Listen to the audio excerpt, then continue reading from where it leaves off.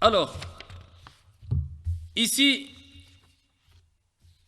il y a eu des tentatives de déstabilisation à Médine. C'est pas parce ils ont gagné entre guillemets cette bataille de Badr en petit nombre qu'ils ont pris une certaine notoriété. Ils ont renforcé les rangs que ça y est, c'était bon. Ils se sont dit, ben maintenant on va essayer de continuer, parce qu'ils avaient déjà commencé, continuer à déstabiliser d'où? De l'intérieur. Alors il faut savoir qu'il y avait 3 tribus à Médine. Alors dans les détails, comment ça s'est passé? Dans les écrits authentiques, il y avait 3 tribus, il est rapporté Banu Qaynuqa', Banu Nadir et Banu Qurayza. Alors il est rapporté que les Mécois ont menacé, donc ils ont été pris de court aussi ces tribus-là, ils ont menacé les Juifs qui étaient à Médine, donc les Arabes de la Mecque, qui étaient contre le prophète sallallahu alayhi wa sallam, ont envoyé des lettres de menace. On dit, écoutez, là il faut vraiment que vous fassiez quelque chose. C'est lui ou c'est vous. Nous on va vous combattre. Donc eux, ils avaient peur quand même des Arabes, même s'ils étaient protégés. Et parmi les alliances et les pactes qu'ils avaient faits, à Médine, c'est quoi? C'est le pacte que le prophète sallallahu alayhi wa sallam avait l'habitude de faire avec ceux qui n'étaient pas musulmans et qui avaient d'autres confessions. Quand on vit en harmonie, on est ensemble. Si un de vous est opprimé, on est avec vous. Si un de nous est opprimé, vous êtes avec nous. C'est l'équité. On vous protège, vous nous aidez aussi à être protégés.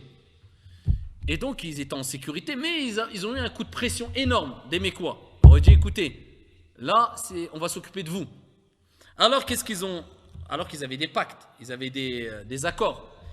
Certains ont commencé à rompre par peur, par panique. Ils se sont dit, bon, on va rompre les accords qu'on a fait avec le prophète sallallahu alayhi wa sallam. Nous, c'est notre vie, eux, ils sont en nombre, ils vont s'occuper de nous, ils ont eu peur. Pas tous. Il y a eu certains parmi les Banu Qaynuqa'. C'est la première tribu. Banu Qaynuqa', les autres tribus sont restées fermes. Je dis non, nous on reste, voilà, normal. Les autres, pris par panique, par peur, ils se sont dit, bon, on va se faire tuer. Eh bien, ils ont dit, on va rompre le pacte. Et on déduit et on pense que le prophète et les compagnons sont peut-être plus faibles en vrai, hein, même s'ils ont battu, ils sont plus faibles que les autres. On va attaquer le prophète sallallahu alayhi wa sallam et les compagnons. Donc ils ont mis en place une stratégie, ils ont voulu les attaquer. Ils ont rompu le pacte. Ça c'est dans nos écrits. Après qui veut croire, il croit, qui ne croit pas, ne croit pas. Mais donner une seule version en prétendant que le prophète, il n'y a rien eu du tout, il est arrivé, il a pris le pouvoir, il a dit allez vous sortez. Non, non. Nous dans nos écrits authentiques, c'est ce qui est rapporté. Après Allahu a'lam. Et donc ici, il a été rapporté que enfin, je dis après Allahu a'lam, non, pas Allahu a'lam pour nous, afwan, hein. Nos croyances, nous d'après les textes authentiques, on y croit. Donc après le prophète alayhi salatu wassalam, quand il a vu cela, donc il a assiégé cette tribu-là, et il leur a dit, ici, quand il les a assiégés, il a attendu avant de les combattre, il ne les a pas combattus tout de suite, où il s'est dit je vais les tuer, non. La preuve encore que le prophète n'était pas dans une perspective de guerre, de verser le sang, jamais. Le prophète sallallahu alayhi wa sallam, et on a bien expliqué, quand le combat a été légiféré, c'est quand ils ont passé 10 ans d'oppression, quand ils ont voulu se défendre contre l'injustice, ils n'ont jamais eu cet esprit-là de ouais, on va verser le sang et autres. Alors, Abdullah ibn Ubay, toujours celui-là, eh bien, a dit à Rasulallah, est-ce que tu peux faire grâce? Il était allié quelque part. Fais grâce. Le prophète sallallahu alayhi wa sallam, qu'est-ce qu'il a dit? Il n'y a pas on a le dessus, on les tue. Il a dit on fait grâce. Pas de problème. Par contre, voilà, on ne peut plus avoir confiance. Pourtant, on avait signé des pactes, ils ont rompu les pactes. Ils partent de Médine.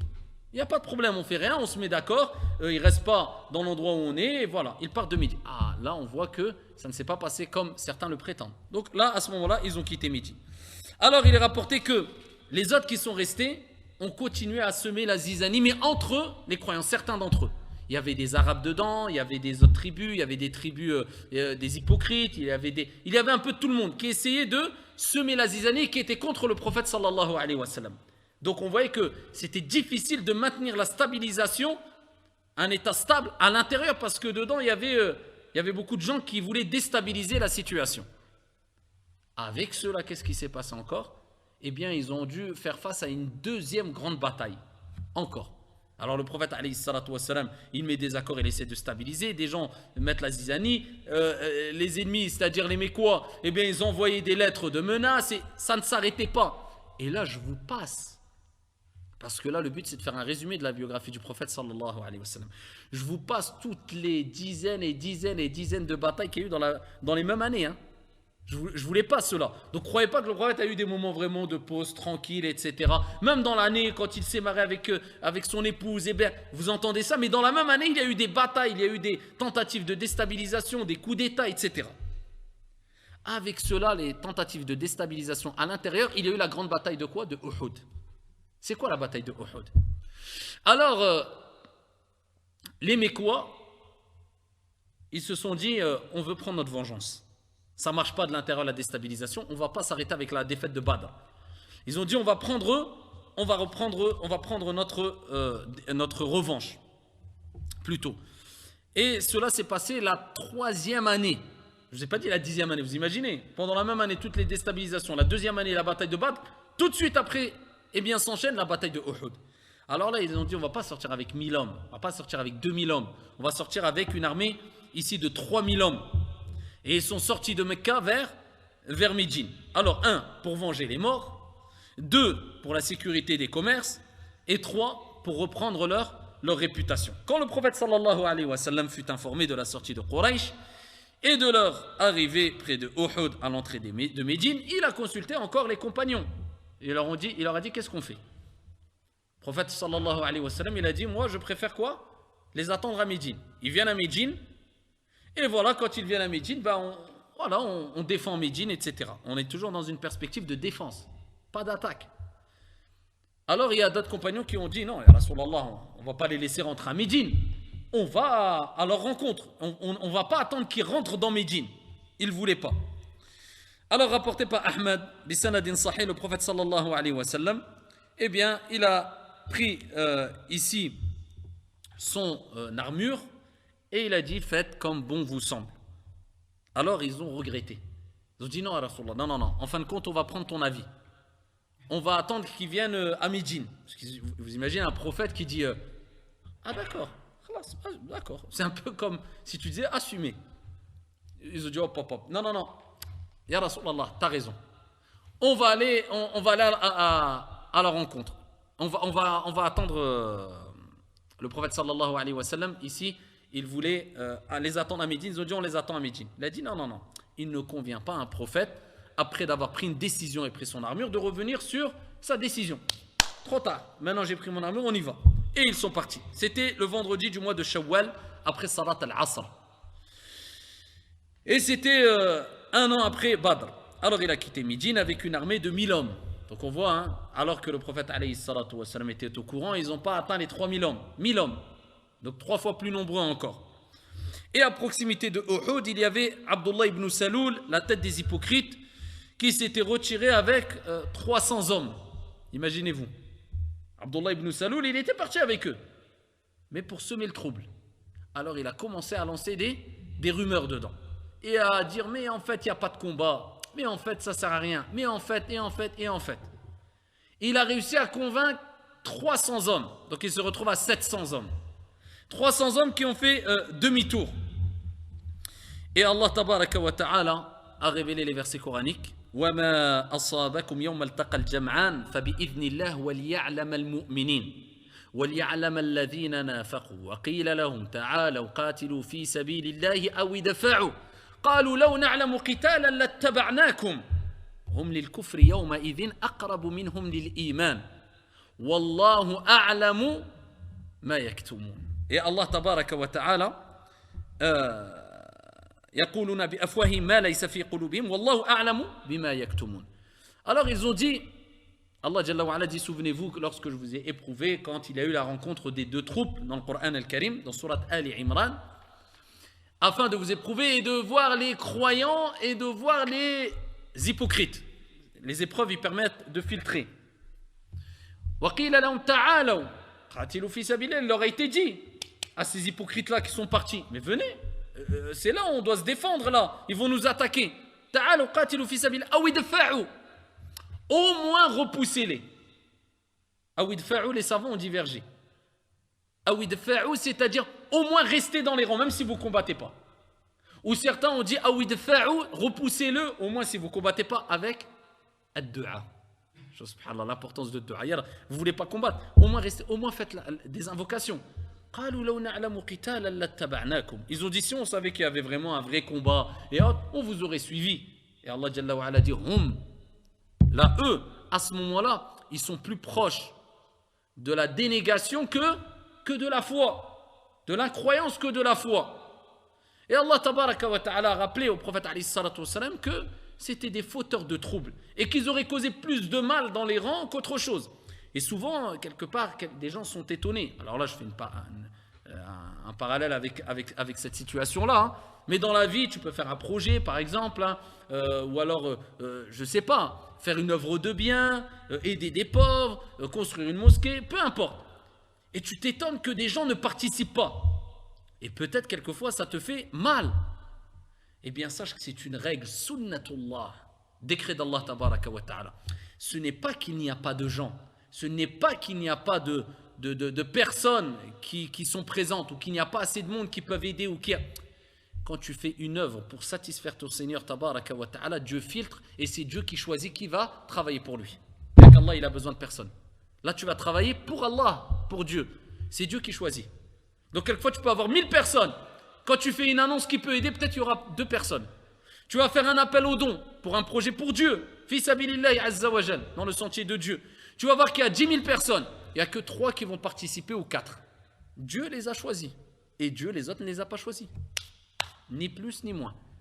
Donc sache que quand toi tu veux faire une œuvre pour satisfaire ton Seigneur tabaraka wa ta'ala, toi tu fais l'appel. L'effet dans l'appel c'est Dieu qui le fait, c'est Dieu qui choisit. Ibrahim alayhi salam s'est retrouvé seul dans un désert. Tout seul. Allah Jalla wa Ala a dit appelle les gens pour le pèlerinage. Ibrahim alayhi salam a dit et Allah il est dans un désert. Imaginez-vous à l'époque, regardez maintenant. Tout est beau au pèlerinage, des millions de personnes qui viennent chaque année. Ça ne désemplit pas une seule fois. Dans l'année, il n'y a pas une seconde où ça se désemplit la mosquée sacrée de la Mecque. Pas une seconde depuis des siècles. Ça existe. Même avant la venue du prophète alayhi salatu wassalam, tellement que cet endroit est sacré et béni, la Mecque, il y avait toujours des gens qui étaient dans l'adoration à cette époque. Bien sûr, la majorité à un moment était égarée, mais dedans, il y avait des pieux encore. Il y avait des gens qui croyaient en Dieu et qui étaient loin de tout type d'association. Entre autres, Abu Bakr, il y avait le prophète alayhi salatu wassalam. Donc, ici, le prophète alayhi salatu wassalam, Ibrahim, a reçu l'ordre d'Allah tabaraka wa ta'ala d'appeler les gens en pèlerinage. Il dit, mais Allah, il n'y a personne. Allah lui a dit, Adhin, wa alayna al-balagh.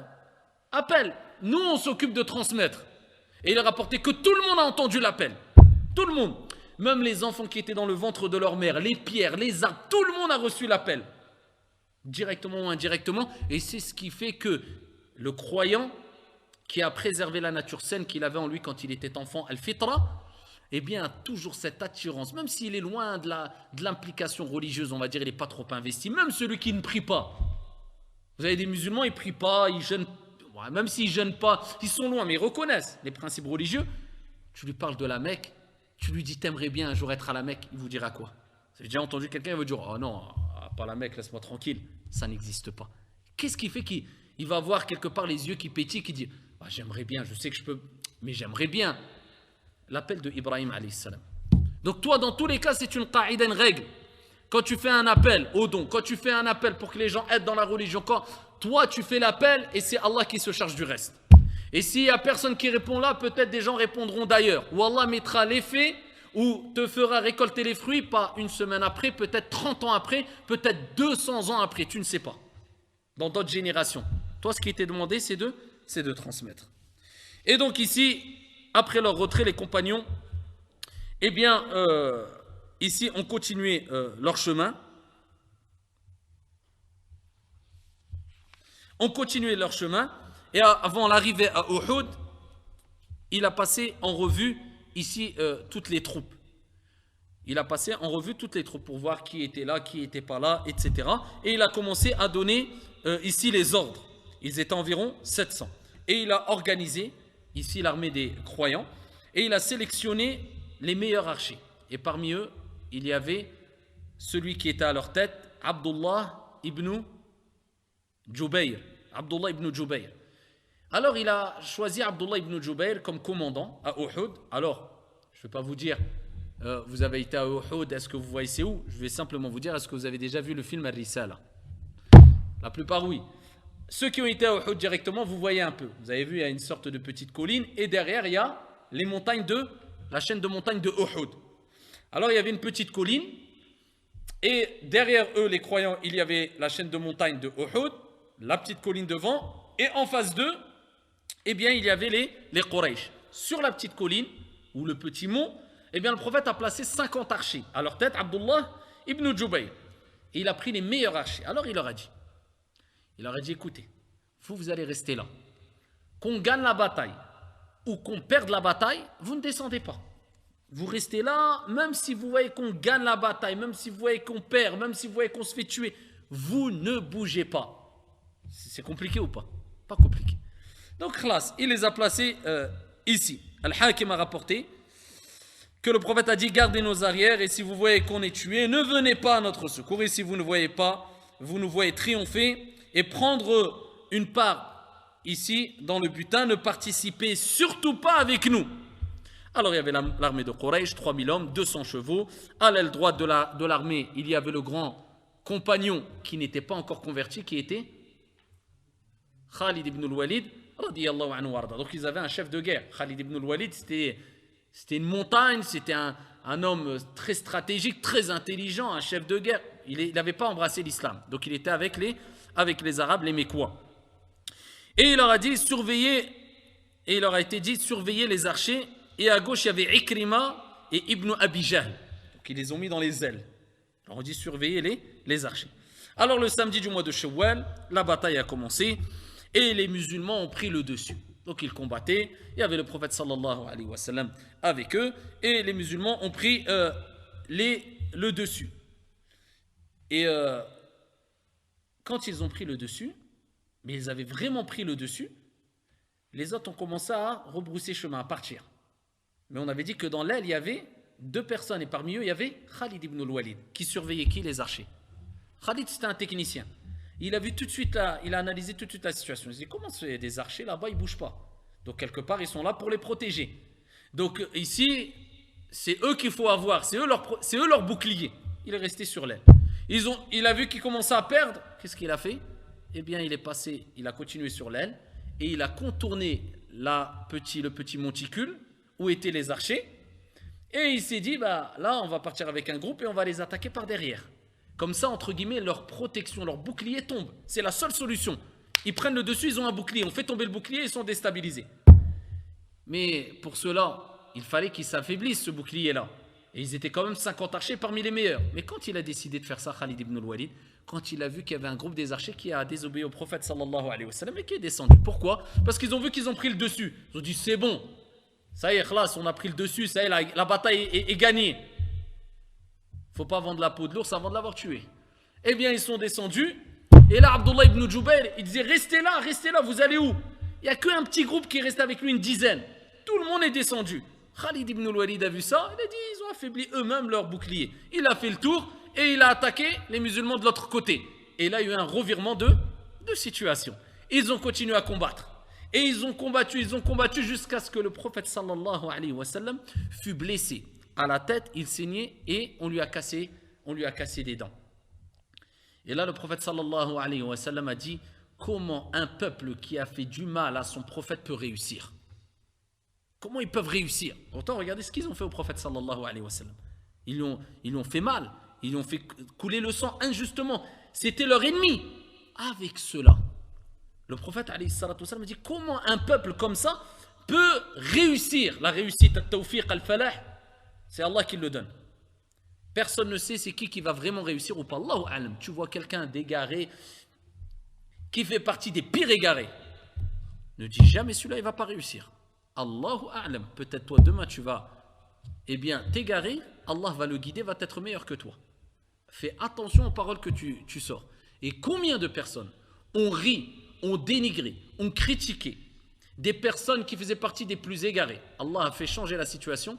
Celui qui était égaré a été guidé, celui qui était guidé a été égaré.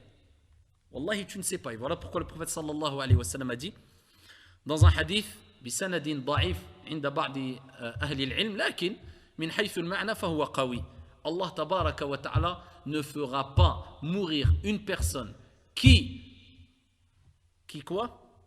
Qui riait, qui dénigrait les défauts, les péchés d'une autre personne sans que la personne elle-même ne commette les mêmes défauts, les mêmes péchés avant qu'elle meure. Tu ris, Foulan, oh il est égaré. Oh regarde, il a vendu sa religion. Oh celui-là c'est un ceci. Oh celui-là. Peut-être que lui va t'être guidé, toi tu vas t'être égaré. Attention, ça c'est de la prétention. Alors je ne parle pas du prophète Hasha lillah, alayhi afdalus salat wa askat taslim. Mais là j'ai été loin. Mais là, pour vous donner ici des leçons qui partent de cet événement. Imaginez-vous, le prophète alayhi salatu wa salam a dit comment un peuple pourrait réussir. Ça c'est pas les affaires du prophète sallallahu alayhi wa sallam. C'est-à-dire c'est pas lui qui a main prise sur cette affaire. Voilà pourquoi Allah jalla wa ala dit laysa laka minal amri shay.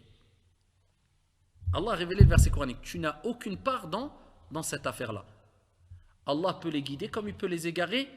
Wa innahum zalimun. Et ils sont certes injustes. Allah il lui dit ça au prophète.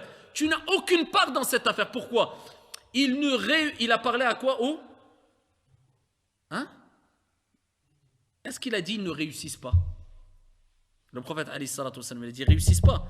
Ou il a dit comment un peuple peut réussir? Al-Mustaqbal, il a dit le futur. Le futur, c'est qui détient le futur? C'est Allah. Qu'est-ce qu'il en sait, le prophète sallallahu alayhi wa sallam? Il peut pas savoir. Quelqu'un te pose une question sur le futur ou sur une chose qui est... Quand on posait une question à un compagnon sur une situation du futur ou du monde invisible, est-ce qu'il pouvait dire Allahu wa rasuluhu a'lam? Allah et son messager c'est? Il disait Allahu a'lam. Sauf si le prophète alayhi salatu wa salam avait une information al-wahi min Allah azza wa jal. Sinon, même toi, tu ne peux pas dire dans des choses Allahu wa rasuluhu a'lam. Allah et son messager c'est, alors que le prophète n'en a pas eu connaissance. Le prophète ne savait pas s'ils allaient réussir ou pas. Il dit t'as pas de part, Allah il dit t'as pas de part dans cette affaire-là. Ils vont réussir ou pas. Donc ne dis jamais celui-là il réussira jamais. Celui-là tu vas voir Allah ce qu'il va lui faire. Qu'est-ce que tu en sais ce qu'Allah il va lui faire? Allahu a'lam. Dis sûrement. Ça ne m'étonnerait pas. Je m'attends au pire avec ce qui peut lui arriver. C'est des choses. Mais dire, celui-là, tu vas voir ce qui va lui arriver, wallahi, tu n'en sais rien. Ça peut être je ne sais qui, tu ne sais pas, Allahu a'lam. Et ça, c'est une chose importante à retenir. Et malheureusement, beaucoup avec des prétentions, quand ils voient surtout avec les réseaux sociaux des gens qui s'égarent, ou alors même qui changent de religion, qui étaient musulmans, ou alors ils commencent à dénigrer, à critiquer, à dire, celui-là, c'est... Et toi, tu es sûr de toi? Toi, tu es à l'abri, toi? Toi, tu penses que tu es qui, toi, par rapport à... C'est la prétention, et ça, c'est du... Ala kullin. Donc, la bataille a eu lieu. Donc, ici, il y a eu un revers de situation. Il y a eu combien? 70 morts parmi les musulmans, et parmi eux, les plus grands, ou parmi les plus grands des compagnons, Mus'ab ibn Umayr, Hamza, Abdullah ibn Jubayr, Hanzala, et jusqu'à ce que le prophète, alayhi salatu wassalam, a dit, fi sahih, j'ai vu Hanzala et j'ai vu Hamza ibn Abd al-Muttalib radiyallahu anhuma lavés par al-malaika. Les anges les ont lavés et le prophète a dit j'ai vu les anges laver Hanzala et Hamza. Parce qu'il est rapporté que Hanzala, il était sorti de chez lui, il était en état de janaba. Et il a été tué. Et quand il est mort, eh bien al-malaika, le prophète a dit j'ai vu les anges, al-malaika laver Hanzala. Alors, il y a eu une rumeur pendant le combat comme quoi le prophète alayhi salatu wassalam est décédé. Alors imaginez-vous, revers de situation, en plus on dit le prophète est mort. Panique, ils ont commencé à être pris de panique. Certains ont dit ça, le prophète est mort, on repart en arrière. C'était la panique déjà, le revers de situation, en plus le prophète est mort. C'était une rumeur. Quand ils ont cassé la dent du prophète, le prophète a saigné, etc. Ils ont mis de côté le prophète alayhi salatu wassalam, mais ici ils étaient en train de le soigner, mais il n'était pas mort. Et donc ici, Allah Jalla wa Ala rappelle dans le Coran وَمَا مُحَمَّدٌ إِلَّا رَسُولٌ قَدْ خَلَتْ مِنْ قَبْلِهِ الرُّسُلُ أَفَإِنْ مَاتَ أَوْ قُتِلَ انقلبتم على أعقابكم ومن ينقلب على عقبيه فلن يضر الله شيئا وسيجزي الله الشاكرين. Mohammed n'est qu'un messager alayhi salatu wassalam, et des messagers avant lui sont passés s'il mourait, même s'il était mort, s'il mourait. ou serez tués. Vous tourneriez vous sur vos talons, quiconque le fait, eh bien ne nuira en rien à Allah subhanahu wa ta'ala. Et Allah jalla wa ala révélé concernant cette situation-là, innal ladhina tawallaw minkum yawma altaqa al-jam'an innama istazallahum ash-shaytan bi ba'd ma kasabu wa laqad 'afa Allahu 'anhum inna Allaha ghafurun halim. Al-Halim, c'est qui Al-Halim? Halim, c'est le doux. C'est qui Al-Halim?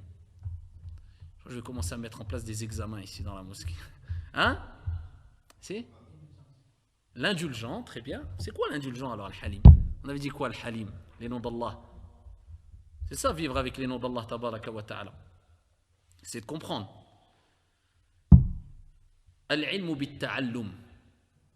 Le prophète alayhi salatu wa sallam dit la science, on l'acquiert par l'apprentissage. Et al-ilmu bit-takrar. La science, elle se préserve et elle s'apprend avec la répétition. Summiya al-insan insan li'annahu yansa. L'être humain est appelé insan parce qu'il oublie. Si vous n'apprenez pas et vous ne répétez pas les choses, vous n'allez rien retenir et vous n'allez pas apprendre. Al-ilm, c'est le hifz. Quand quelqu'un ne connaît pas par cœur, il n'a pas de science.